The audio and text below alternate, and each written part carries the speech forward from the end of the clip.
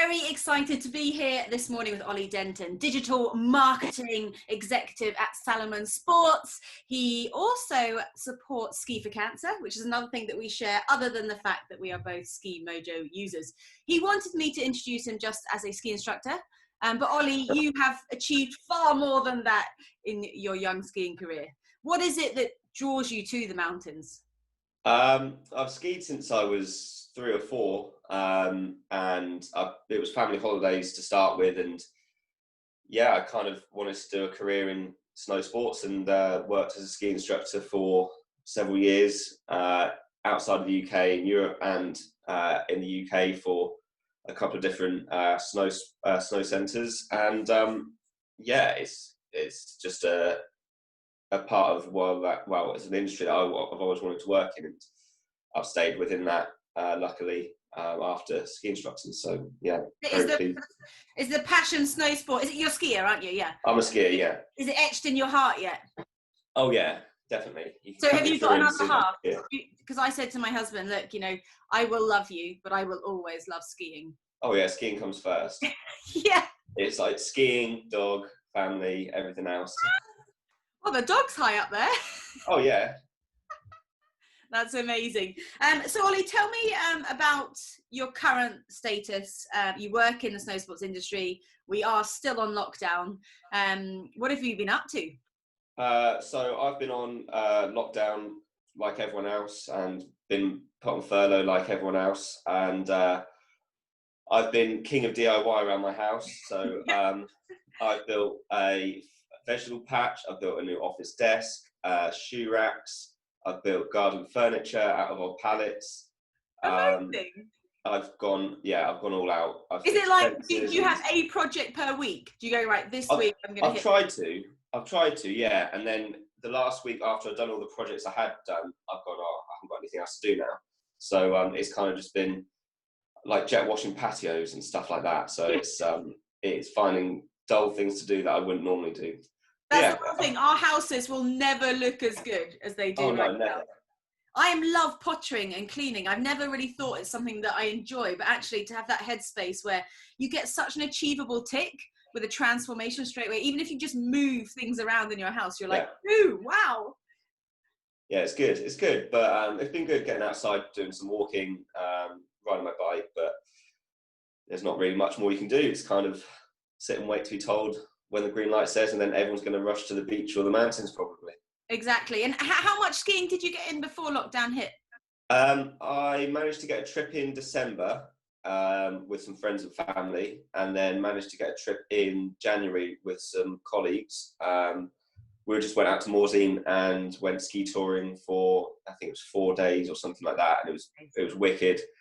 And then we got back, and literally as soon as we got back, I think we had maybe a few weeks and then lockdown hit. So we were quite lucky. Really lucky. It's so, you know, it's such a big risk to take on early season skiing in the last few years. But this year, I mean, it massively paid off, obviously. Yeah, we had so much snow in December and so much snow in January. There was a few icy bits in January, but overall it was really good. There wasn't anywhere we looked at we thought, actually, we can't really ski that. But yeah, it was great. Amazing. And what's your relationship with Ski Mojo? I know you're a fan like me. Yeah, so I met the guys at Ski Mojo, I don't even know how many years ago, but I think it was when their first models were out, and I was teaching at an indoor centre, and I'd had quite a big knee injury, and I wasn't skiing, and my doctor told me, you know, that's it, not allowed to ski anymore. Really? Like, that's it? Like, they said that was passion? It.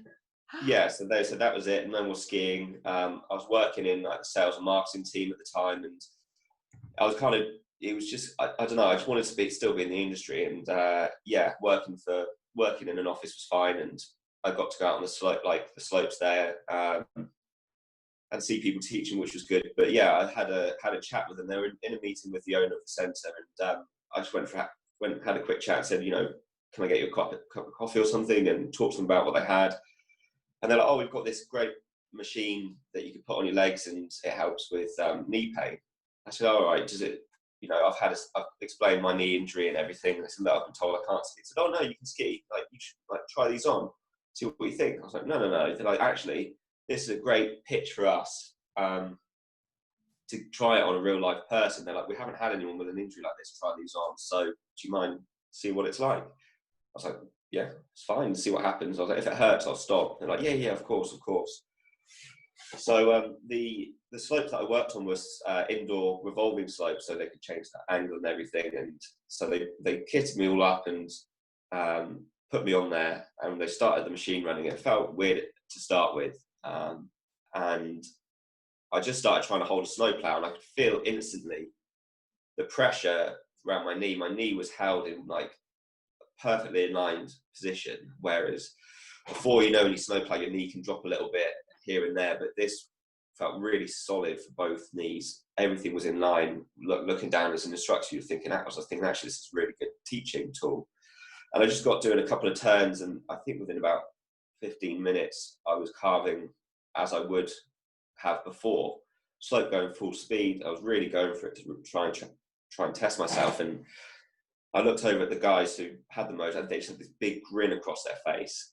And there was cameras out and everything. And I came and stopped, and they were trying to interview me and everything like that. And I had the biggest grin on my face. It was the first time I skied. I think it was probably 3 years, first time I'd been on skis. And I didn't think I was going to be able to ski again. And I was having a chat to them. They said, look, see what you think, have a go, get used to it, and let us know any feedback. So, and it's all started from there. I've used their gear ever since. I haven't skied without it, and without it, I wouldn't be skiing now. So that is such a wonderful story, because I mean, the one thing about doing this interview series is everyone I'm talking to has so much passion for skiing. And for you, Ollie, to have that completely stripped back, taken away, being told, right, that's a massive part of your life you won't be able to do. And then someone, that kind of fell into place. If you hadn't met those guys that day, who knows what would happen? And you're right place, right time, and straight away, oh my God, the light bulb comes on. It's like, I can ski pain-free. Yeah. I love that. It was great. And like I've skied with friends and family since, and they said, unfortunately, they've been saying that it's the best they've seen me ski. After how many years of instructing, but I don't know, it's different. I'm not going after it as much as I used to. I'm not trying to ski as fast as I can. It's all about technique for me. You're trying to ski better, not faster. Yeah, and I'm skiing well. I'm not anywhere near as good as I think I used to be, but I'm skiing. I can still go touring and ski powder in it, and that's kind of everything that my skiing's based around now, is just making sure I'm back on snow and trying not to image myself anymore. I do think that, because a lot of people, I mean, there's kind of a lot of reasons why people get into the mojo. Most of them come from having some injuries in their lower limbs. But for me as well, like you just said, I think the performance side, as you come through the turn, because of that kind of power with the spring, it does really push your hip forward and help you engage in front of the ski of the next turn. So actually, I use it as a training tool to say to people, it'd be really good for you to try this, even if you just get that motion with the mojo, and then we try and replicate it without. Yeah, I found when you put it on and you click into place, it forces you to be in the correct ski position, where your knees are forward into the boots and you're centered, but you're not like completely too far leaning forward. You're not leaning back. And even when you're on the snow, you don't feel like your shoulders are leaning back, because where the power is coming through, it's forcing the ski to work how it's designed to work. And so that's forcing you to lean forwards into it, and you've got that confidence. Whereas I think without it, at times, people don't have that confidence to lean as far forwards because they feel like they might just bolt out, or I don't know. Yeah. They just feel like leaning backwards is safer. The amount of people you see on the slopes who work the middle and the back of the ski, and actually the way that the parabolics came around, I don't know, 20 years ago now, the whole edge from that tip to tail is made to work. And actually people get afraid to do that, afraid to get on the front of the ski, because you get so much power back from it. And what happens with that is gravity pulls your hip backwards and you get in that danger zone. Whereas with the mojo, it helps you get forward. So you always stay in that stacked, strong position. Yeah, it's great. And I've seen other people use it. I've taught since then and taken people out who've used it as well. And they've found benefits like hugely. The guy I used to work for, after he saw me using it, he went and bought one. And he came back and was like, this is brilliant. Like, everything you teach me on the slopes, like, I don't even think about it now with these because it puts me in that position, and it's like my body's used to it already, and I'm not thinking about, oh, I'm leaning back because I'm already forward. So yeah, it's a great tool for anyone could use it. I don't think you have to have an injury to use it. I think it's something that anyone could, even from, you know, younger ages, younger than me, all the way through to people who are in their 60s, 70s.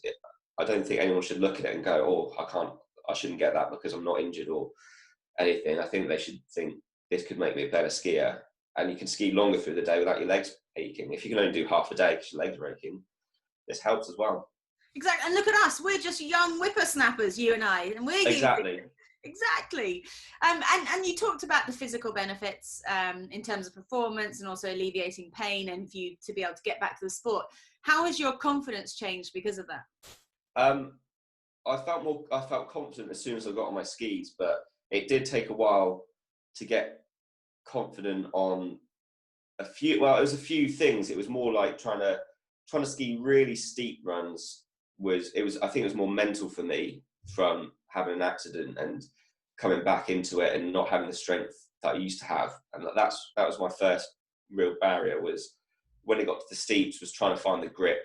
And yeah, I think that just became from I hadn't skied for 3-4 years and putting them back on. But skiing now, I feel more confident than I did before I had my injury. So I feel comfortable on skis, and I don't feel out of place, or I don't feel, when I get to any steep bit, even when I was instructor, there'd be some steep bits, you probably know as well, when you ski, you think, oh, this is a bit, you know, it could all go wrong here.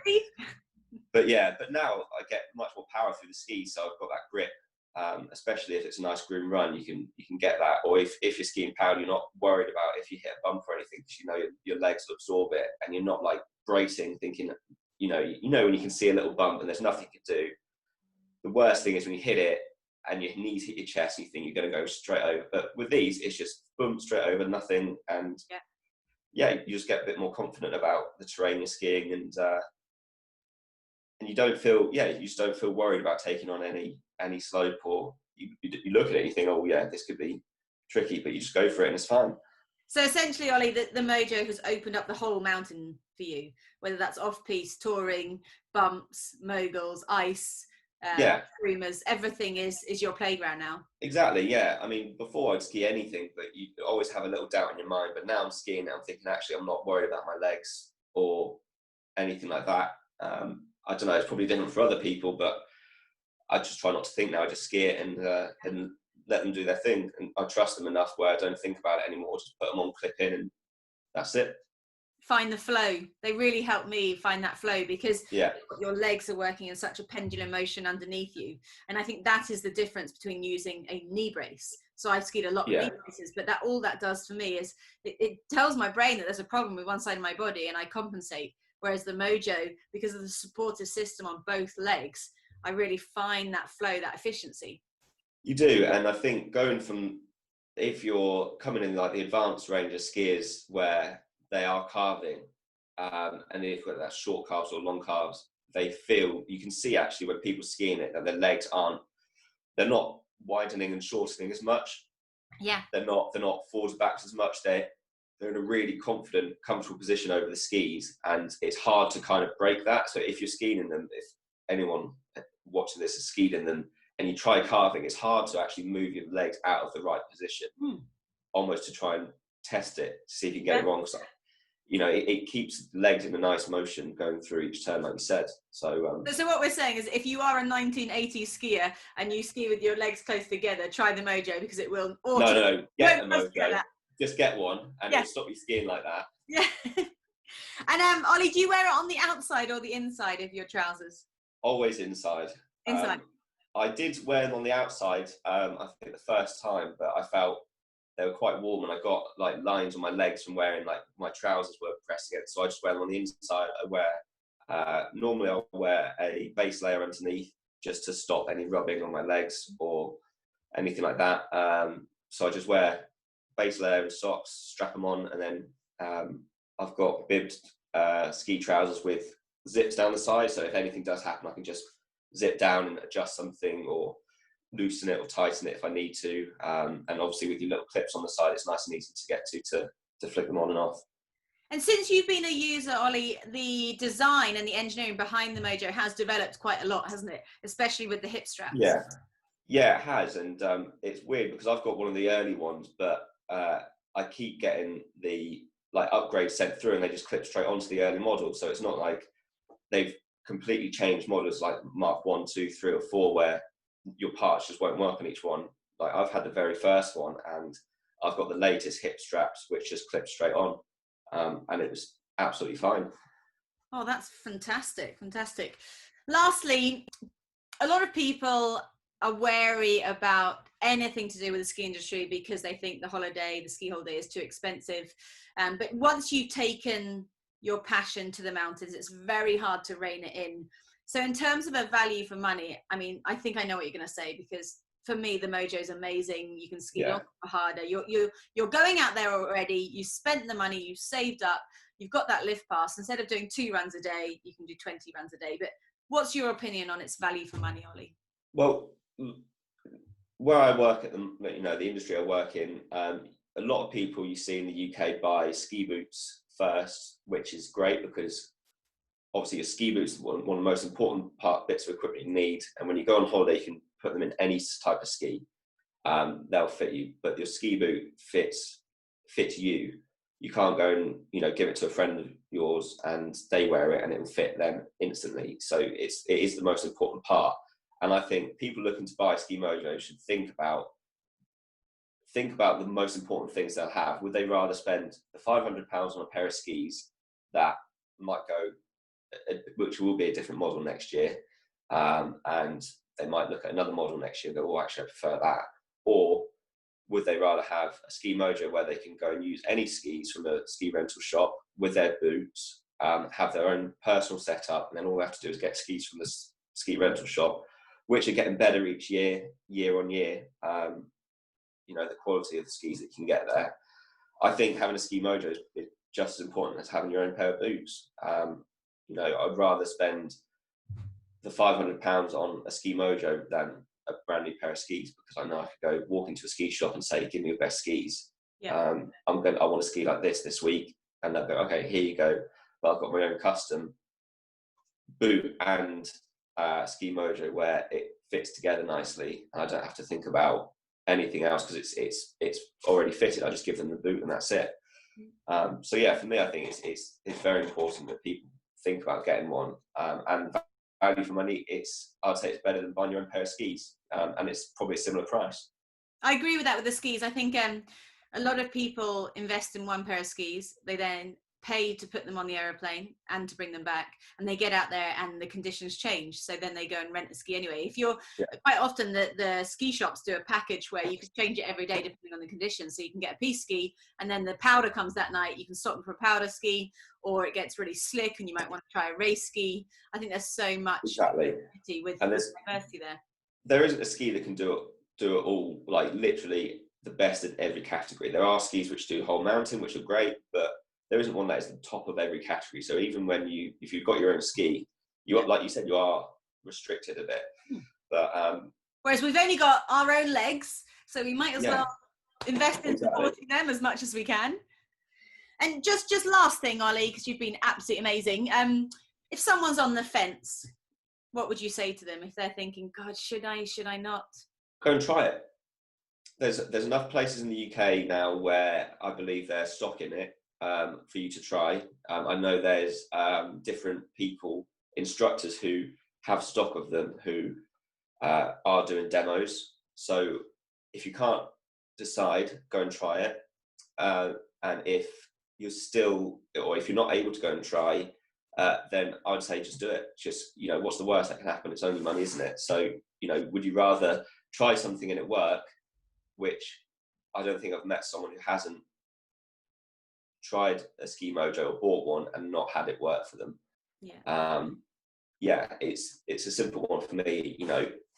Obviously I'd suggest just go for it, and it will improve your skiing. I think it's so great because we've obviously got the same passion, but we also had a lot of years in our career where we skied with pain. So I think that's why we're so behind it, because to have to pop pills and then to now have a supportive system where we have no pain at all, skiing pain free, it's very easy for us to try and sell this product to people. Oh, it's not even trying to sell it. It's just more people should ski on it purely because they'll enjoy the sport better. And I know both of us are passionate about the sport, so we want everyone to try it. But I'm sure you'll speak to other people on calls like this, and they'll say a similar thing, because I'd say it is one of the best things in skiing at the moment that a lot of people don't know about. Is it the best thing you've ever bought? It's close. Other than your dog? Yeah. Yeah. No, it's close. I'd say it is one of the best investments that I've had, because I wouldn't be skiing without it. And although I now am in the group of people in the UK who are very poor because of ski holidays, but you wouldn't have it any other way. It's better to be poor and enjoy skiing than to have money and be sat bored. So I'd happily be in this camp. On that note, Ollie, you absolute legend. Love it. Love your passion. Thank you so much for talking to me. No worries. Thanks for having me on. No worries.